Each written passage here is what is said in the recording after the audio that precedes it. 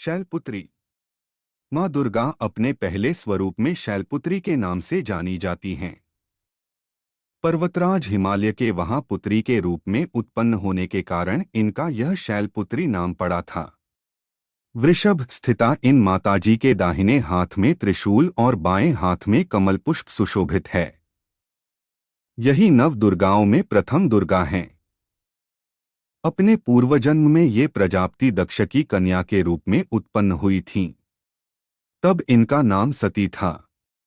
इनका विवाह भगवान शंकर जी से हुआ था। एक बार प्रजापति दक्ष ने एक बहुत बड़ा यज्ञ किया। इसमें उन्होंने सारे देवताओं को अपना अपना यज्ञ भाग प्राप्त करने के लिए निमंत्रित किया, किंतु शंकर जी को उन्होंने इस यज्ञ में निमंत्रित नहीं किया। सती ने जब सुना कि हमारे पिता एक अत्यंत विशाल यज्ञ का अनुष्ठान कर रहे हैं, तब वहां जाने के लिए उनका मन विकल हो उठा। अपनी यह इच्छा उन्होंने शंकर जी को बताई। सारी बातों पर विचार करने के बाद उन्होंने कहा, प्रजापति दक्ष किसी कारणवश हमसे रुष्ट हैं। अपने यज्ञ में उन्होंने सारे देवताओं को निमंत्रित किया है। उनके यज्ञ भाग भी उन्हें समर्पित किए हैं, किंतु हमें जानबूझकर नहीं बुलाया है।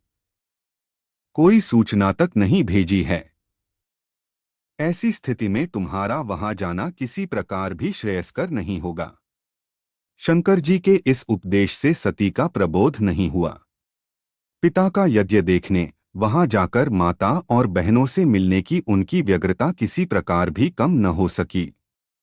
उनका प्रबल आग्रह देखकर भगवान शंकर जी ने उन्हें वहां जाने की अनुमति दे दी। सती ने पिता के घर पहुंचकर देखा कि कोई भी उनसे आदर और प्रेम के साथ बातचीत नहीं कर रहा है। सारे लोग मुंह फेरे हुए हैं। केवल उनकी माता ने स्नेह से उन्हें गले लगाया। बहनों की बातों में व्यंग्य और उपहास के भाव भरे हुए थे। परिजनों के इस व्यवहार से उनके मन को बहुत क्लेश पहुंचा। उन्होंने यह भी देखा कि वहां चतुर्दिक भगवान शंकर जी के प्रति तिरस्कार का भाव भरा हुआ है। दक्ष ने उनके प्रति कुछ अपमानजनक वचन भी कहे। यह सब देखकर सती का हृदय क्षोभ, ग्लानि और क्रोध से संतप्त हो उठा। उन्होंने सोचा, भगवान शंकर जी की बात न मान यहाँ आकर मैंने बहुत बड़ी गलती की है।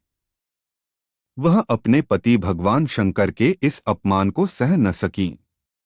उन्होंने अपने उस रूप को तत्क्षण वहीं योगाग्नि द्वारा जलाकर भस्म कर दिया। वज्रपात के समान इस दारुण-दुःखद घटना को सुनकर शंकर जी ने क्रुद्ध हो अपने गणों को भेजकर दक्ष के उस यज्ञ का पूर्णतः विध्वंस करा दिया।